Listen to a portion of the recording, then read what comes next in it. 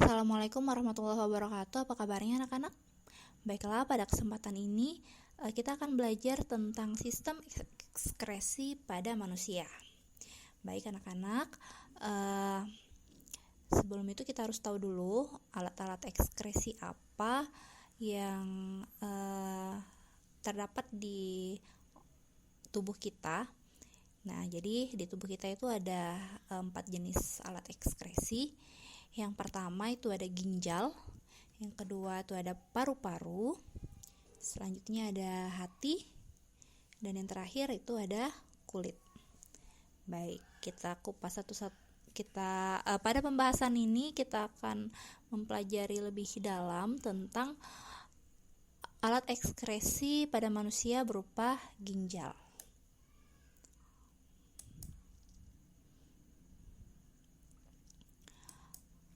Oke, nah di sini terlihat bagian-bagian dari ginjal, ya, ada gambar atas dan ada gambar bawahnya. Bisa kalian lihat sendiri anak-anak.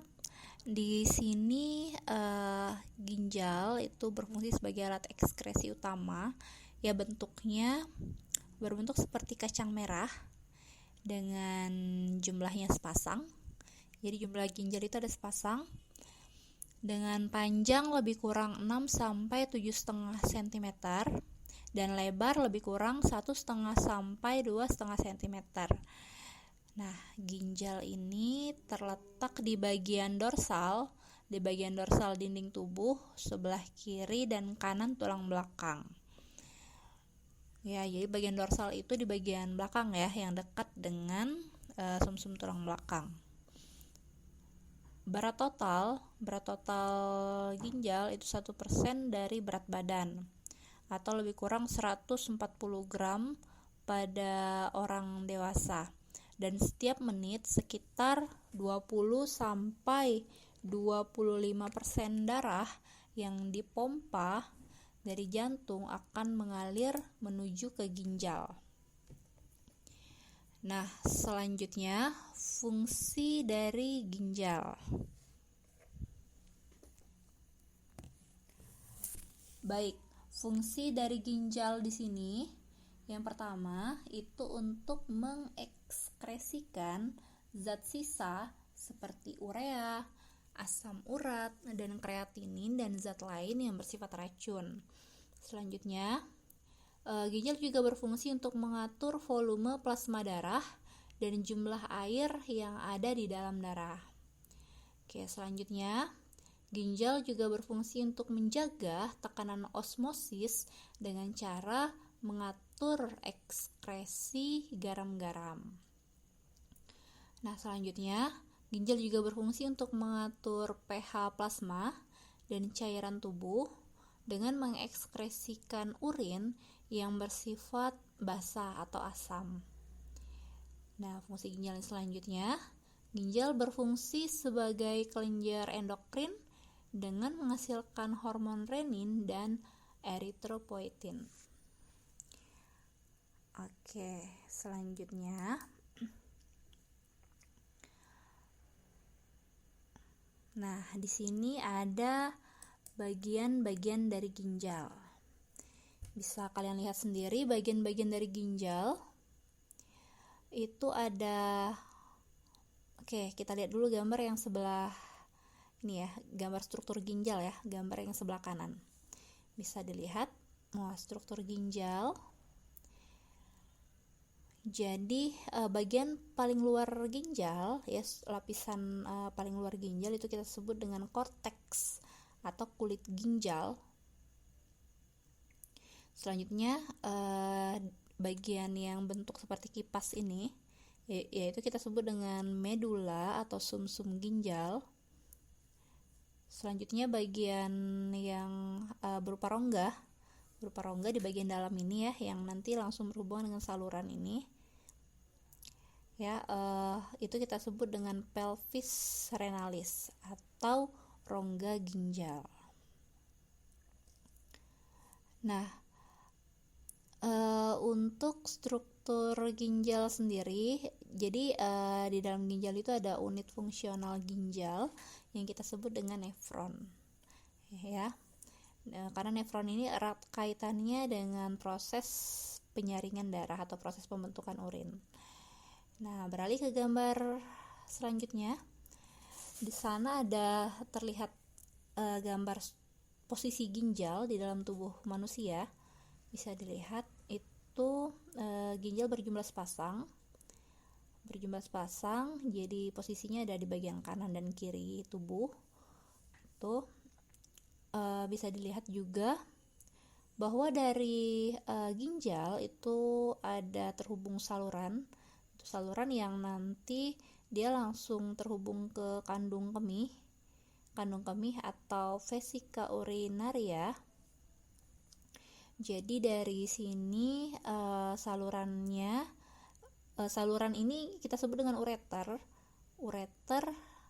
yang berfungsi untuk mengalirkan urin yang telah diproses di ginjal gitu. Urinnya akan dialirkan sedikit demi sedikit menuju ke kandung kemih untuk kemudian dikeluarkan melalui saluran kemih yang disebut dengan uretra.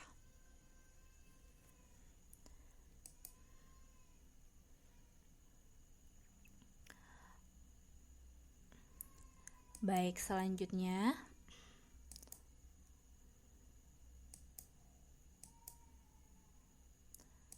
nah, di sini ada bagian-bagian dari ginjal ya. Kita fokusnya di sini ke bagian nefron ginjal, di mana nefron itu berfungsi untuk sebagai unit ya, unit fungsional untuk menyaring darah sehingga bisa terbentuk urin nantinya. Bisa dilihat itu di bagian paling kanan itu ada gambar yang kecil ya. Ada gambar kapsula Bowman, terus ada glomerulus. Bisa dilihat ada kapsula Bowman dan glomerulus.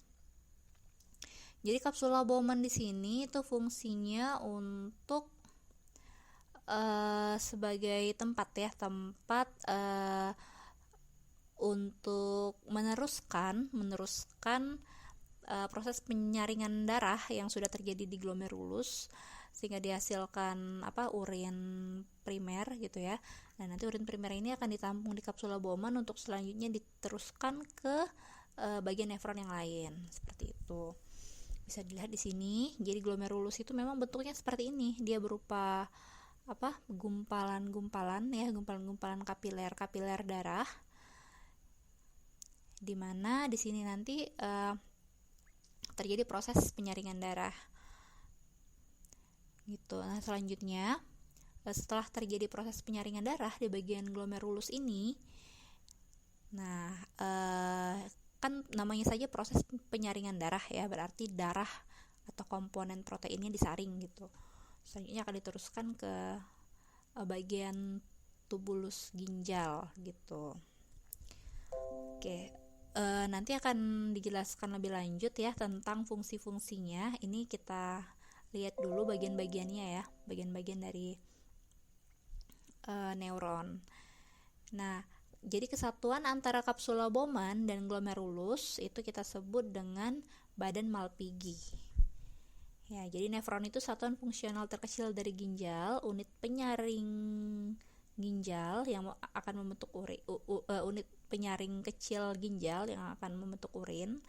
Selanjutnya bagian-bagian nefron tadi terdiri dari badan Malpighi dan tubulus ya. Nah, bisa dilihat di sini gambar yang tengah ini kan tadi ada badan Malpighi ya yang tersusun dari glomerulus dan kapsula Bowman. Nah, kapsula Bowman ini dia langsung berhubungan dengan saluran yang berkelok, melengkung ya. Nah, itu saluran itu kita sebut dengan tubulus ginjal ya, atau tubulus contortus ginjal. Bisa dilihat sendiri tubulus contortus ginjalnya. Jadi bagian yang langsung berhubungan dengan kapsula Bowman itu kita sebut dengan tubulus contortus proximal. Nah, setelah itu ada membentuk lengkung ya, lengkung panjang, saluran panjang. Nah, itu kita sebut dengan lengkung Henle. Setelah itu naik ke atas naik ke atas setelah lengkung Henle itu ada yang namanya tubulus distal. Gitu. Oke, next kita lanjut ya.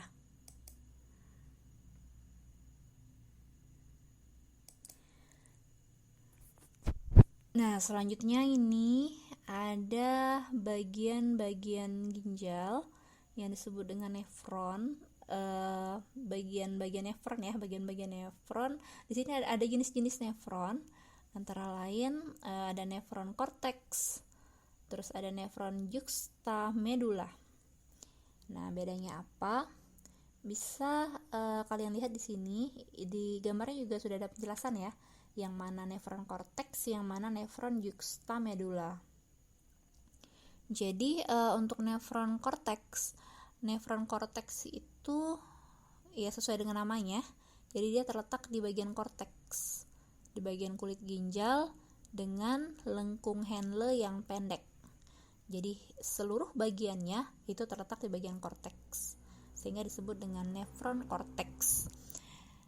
Nah, berbeda dengan nefron juxtamedula, kalau nefron juxtamedula glomerulusnya itu terletak di korteks ya, dekat medula, akan tetapi lengkung Henle-nya itu panjang, yang menjulur panjang jauh ke bagian medula, ya.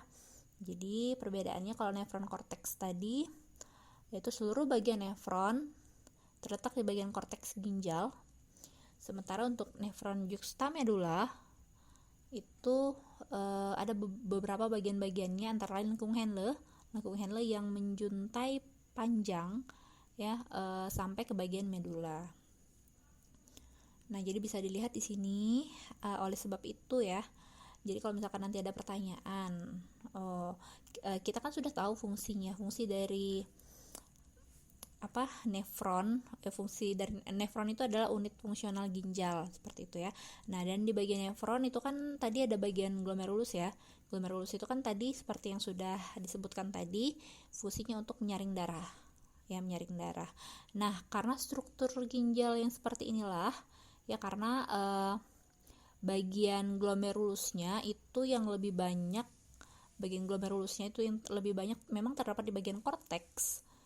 Ya, memang terdapat di bagian korteks yang paling banyak ya, antara lain itu tadi ada glomerulus dari nefron korteks, terus ada juga glomerulus dari nefron juxtamedula ya kan. Jadi seluruh glomerulus itu terletak di bagian korteks ya, bisa dilihat dari gambarnya.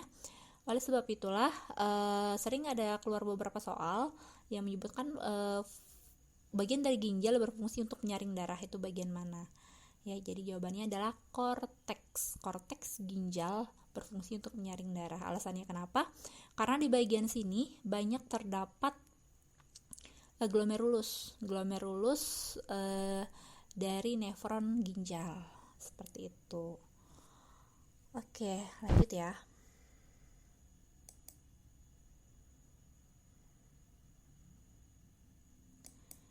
Nah, ini gambar aliran urin. Jadi dari bagian glomerulus itu terjadi filtrasi dari darah ke ginjal.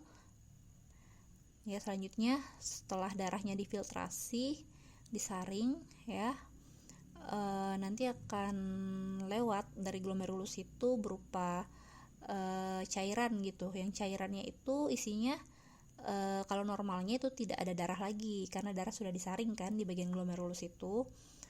Selanjutnya dia melewati bagian tubulus ginjal ya. Nah, nanti di bagian tubulus ginjal ini terjadi penyerapan kembali gitu, atau tahap reabsorpsi. Oke, next kita beralih ke slide selanjutnya. Nah, proses pembentukan urin. Jadi proses pembentukan urin yang pertama itu ada proses filtrasi atau penyaringan. Nah, apa yang disaring? Wah, bisa kita lihat di sini. Jadi filtrasi itu adalah perpindahan cairan dari glomerulus menuju ke kapsula Bowman dengan menembus membran filtrasi. Nah, membran filtrasi terdiri dari 3 lapisan. Ada lapisan endotelium glomerulus, terus ada lapisan membran basiler, dan ada lapisan epitel kapsula Bowman. Nah, di tahap filtrasi ini darah di glomerulus akan melintasi sel-sel epitelium dari kapsula Bowman yang berfungsi sebagai penyaring atau kita sebut dengan sel podosit. Nah, sel podosit dapat ditembus air dan molekul berukuran kecil dan tidak berlaku untuk sel darah dan molekul berukuran besar. Ya, jadi sesuai dengan yang sudah dijelaskan tadi bahwa untuk di tahap filtrasi yang terjadi di glomerulus ini, molekul yang berukuran besar seperti sel darah dan protein plasma gitu tidak akan tembus, tidak akan lewat ya dari dari bagian glomerulus ini. Jadi tidak akan normalnya tidak ada darah dan tidak ada protein plasma yang berukuran besar di dalam urin gitu, kecuali nanti kalau ada gangguan yang menyebabkan adanya urin di dalam adanya darah di dalam urin gitu ya. Jadi itu merupakan kelainan pada ginjal gitu. Nah, selanjutnya selain penyaringan di glomerulus juga terjadi pengikatan sel darah dan protein plasma agar tidak ikut dikeluarkan. Nah, hasil penyaringan berupa urin primer.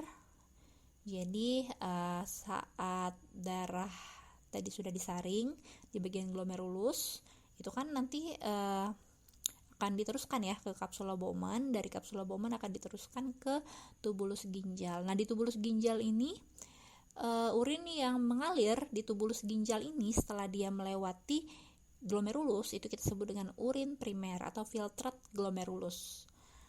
Ya. Nah, urin primer mempunyai kandungan zat yang hampir sama dengan cairan yang menembus kapiler menuju ruang antar sel. Kandungan dari urin primer antara lain ada elektrolit berupa ion Cl dan HCO3.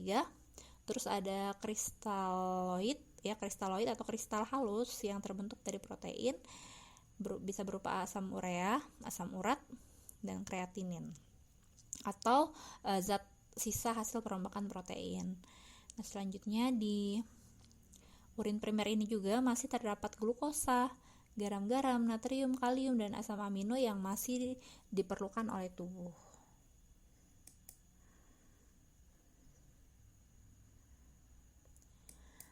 Oke, selanjutnya memasuki tahap reabsorpsi. Nah, di tahap reabsorpsi ini terjadi penyerapan kembali zat-zat yang masih berguna oleh tubuh. Nah, di tahap reabsorpsi ini terjadi perpindahan cairan dari tubulus contortus proximal menuju ke pembuluh darah yang mengelilinginya. Nah, sel-sel tubulus contortus proximal secara selektif mereabsorpsi zat-zat yang terdapat dalam urin primer. Nah, zat-zat yang terdapat dalam urin primer itu antara lain masih ada zat makanan yang berupa glukosa dan asam amino yang seluruhnya direabsorpsi nanti di tubulus contortus proximal ini, dan ada juga garam anorganik yang direabsorpsi tergantung dari kadar zat tersebut di dalam plasma. Selanjutnya terjadi penyerapan bahan-bahan yang berlangsung secara transport aktif ya, jadi bahan-bahan diserap dikembalikan ke peredaran darah. Terus urin yang dihasilkan berupa urin sekunder dengan kadar urea semakin tinggi dan zat-zat yang dibutuhkan tidak ditemukan lagi. Jadi di dalam tubulus renalis ya, di dalam tubulus contortus proximal ini zat-zat yang masih dibutuhkan oleh tubuh seperti glukosa, asam amino, dan garam anorganik lainnya itu masih diserap oleh tubuh. Ya, kenapa diserap? Karena tubuh masih membutuhkan glukosa, asam amino, dan beberapa jenis garam anorganik lainnya. Gitu, sehingga urin yang keluar dari tubulus contortus proximal ini kita sebut dengan urin sekunder yang normalnya gitu ya, sudah tidak mengandung lagi glukosa, tidak mengandung asam amino, dan tidak juga mengandung protein darah gitu ya, karena protein darah tadi sudah disaring di glomerulus, dan glukosa, asam amino, dan garam anorganik dan sebagian garam anorganik itu diserap juga di tubulus contortus proximal, sehingga hasilnya berupa urin sekunder yang sudah tidak mengandung bahan-bahan yang sudah disaring tersebut. Seperti itu.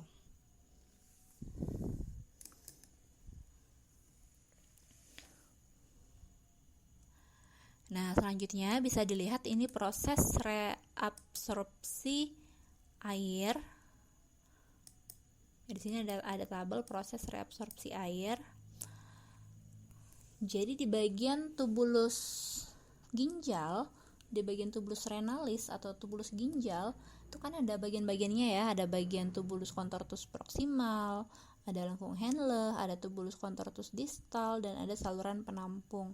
Nah, air yang diabsorpsi atau air yang diserap dari tubulus contortus proximal itu lebih kurang 80%. Jadi 80% air dari tubulus contortus yang mengalir di tubulus contortus proximal itu akan diserap oleh tubuh. Nah, masuk ke lengkung Henle terjadi penyerapan lagi sebanyak 6%. Jadi dari 80% ya, terus diserap lagi 6% di lengkung Henle. Terus masuk ke tubulus contortus distal, diserap lagi airnya sebanyak 9%. Terus sampai ke pokoknya di sepanjang saluran ginjal itu terjadi penyerapan air yang persenannya berbeda gitu ya. Jadi yang paling banyak air diserap itu memang terjadi di tubulus contortus proximal. Nah, jadi hampir 99% dari air yang menembus membran filtrasi akan direabsorpsi sebelum mencapai ke ureter. Nah, reabsorpsi di tubulus contortus proximal disebut dengan reabsorpsi obligat. Nah, reabsorpsi air di tubulus contortus distal disebut dengan reabsorpsi fakultatif. Jadi tergantung kebutuhan tubuh dan dipengaruhi oleh hormon antidiuretik ya, atau hormon ADH yang disekresikan oleh kelenjar hipofisis. Selanjutnya untuk diabetes, jadi ada kelainan karena pengaturan kadar hormon gitu ya, pengaturan kadar hormon ADH ini itu kelainannya itu kita sebut dengan diabetes insipidus, terjadi karena dimungkinkan ya karena adanya tumor gitu ya di hipotalamus atau di hipofisis, sehingga ADH diproduksi sedikit ya untuk kelainan diabetes insipidus ini, sehingga kalau kan ADH itu dia setara ya dengan proses penyerapan air. Jadi kalau ADH-nya dikeluarkan sedikit, proses penyerapan air juga sedikit gitu. Akibatnya apa? Kalau air yang diserap oleh tubuh sedikit, akibatnya urin yang dikeluarkan jadi lebih banyak. Ya, untuk penderita diabetes insipidus ini lebih kurang 30 kali dari normal tubuh. Sehingga penderita cenderung dehidrasi karena kekurangan air, dan pengeluaran elektrolit dari cairan tubuh juga cenderung banyak gitu ya. Nah, akibatnya penderita cenderung minum banyak dan banyak makan makanan yang mengandung garam gitu untuk mencukupi kebutuhan nutrisi di dalam tubuh. Oke, next. Nah, selanjutnya proses augmentasi. Proses augmentasi ini merupakan proses penambahan zat-zat terlarut yang tidak diperlukan di plasma darah ke urin sekunder. Nah, sel-sel tubuh mengeluarkan ion hidrogen dan kalium untuk menjaga keseimbangan pH darah. Jika pH darah turun, maka sekresi ion hidrogen akan meningkat sampai pH normal. Urin yang dihasilkan memiliki pH sekitar 4,5 sampai 8,5. Oke, next. Nah, ini ada tabel ringkasan proses, terus tempat terjadinya, hasilnya, dan zat-zat apa yang diproses. Bisa dilihat di sini. Jadi untuk proses filtrasi terjadi di glomerulus ya, dan sebagian tubulus contortus proximal. Dan untuk tahap reabsorpsi terjadi di tubulus contortus proximal, ya, dan sebagian lengkung Henle, tubulus distal, dan sebagian dari tubulus pengumpul. Untuk augmentasi, proses yang paling banyak itu terjadi di tubulus contortus distal gitu, dan sebagian juga bisa terjadi di tubulus contortus proximal. Jadi bukan berarti filtrasi itu hanya terjadi di bukan berarti filtrasi itu hanya mutlak terjadi di glomerulus, enggak ya, tapi ada peralihan dari glomerulus ke tubulus proximal gitu. Sama untuk reabsorpsi juga seperti itu, jadi dari proximal ada peralihan ke lengkung Henle gitu ya. Jadi tidak serta-merta saat lewat proximal itu langsung stop reabsorpsinya, enggak, tapi ada semacam peralihan gitu ya, untuk menyesuaikan fungsinya ya, fungsi dari organ-organ tubuh yang ada tuh. Selanjutnya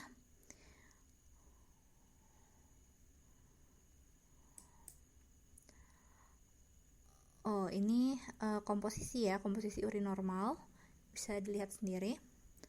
Next, jadi volume urin hanya 1% dari filtrat glomerulus.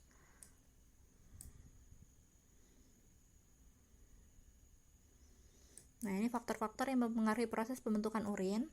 Ada faktor internal, yaitu ada hormon antidiuretik dan hormon insulin. Nah, hormon insulin itu adalah hormon yang mengatur kadar gula darah. Nah, di mana pada penderita diabetes mellitus misalkan konsentrasi insulinnya rendah, jadi urinnya mengandung glukosa gitu, dan produksi urinnya banyak karena adanya glukosa mengganggu reabsorpsi air di tubulus contortus distal. Seperti itu. Dan faktor eksternalnya yaitu jumlah air yang diminum. Jadi semakin banyak minum, konsentrasi air dalam darah tinggi, sehingga konsentrasi protein menurun, darah jadi encer, dan sekresi ADH-nya berkurang. Gitu, seperti yang sudah saya sebutkan tadi, bahwa untuk banyak sedikitnya penyerapan air ya di bagian nefron ginjal itu tergantung dari sekresi ADH ya, atau hormon antidiuretik. Jadi semakin banyak ADH yang dikeluarkan oleh kelenjar hipofisis akan menyebabkan penyerapan airnya juga semakin banyak. Nah, tapi apa yang menyebabkan hal apa yang menyebabkan hipofisis ini mengeluarkan ADH dalam jumlah banyak atau sedikit? Nah, jadi yang menyebabkannya itu karena adanya kekentalan gitu ya, kekentalan di dalam darah gitu. Jadi kalau misalkan darahnya itu sifatnya encer, artinya kan itu banyak air di dalam darah, sehingga akan memberikan respon ke otak untuk mengeluarkan ADH dalam jumlah yang sedikit gitu. Kalau ADH yang dikeluarkan sedikit, akibatnya penyerapan air juga sedikit, sehingga urin yang dihasilkan jadi lebih banyak. Oleh sebab itulah kalau kita banyak minum ya, akibatnya darah kita jadi lebih encer ya, sehingga sekresi ADH-nya berkurang gitu, sehingga penyerapan airnya juga sejalan ya dengan jumlah ADH, penyerapan airnya juga sedikit, sehingga urin yang dihasilkan jadi lebih banyak karena penyerapannya sedikit tadi ya. Jadi kalau banyak minum itu urinnya banyak gitu ya, kalau sedikit minum urinnya sedikit gitu ya, karena dia sejalan dengan mekanisme pengeluaran hormon ADH.